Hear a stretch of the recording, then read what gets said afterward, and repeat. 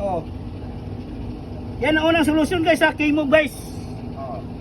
Pag pumunta sa dito, wala siya ibang pupuntahan guys eh. Dito, hindi siya pwede, may horse.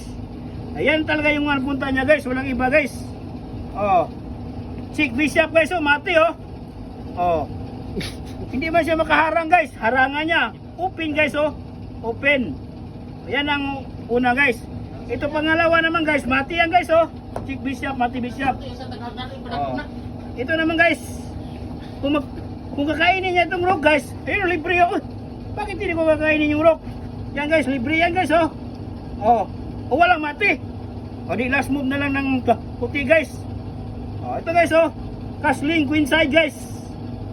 Oh, check. Oh, mati.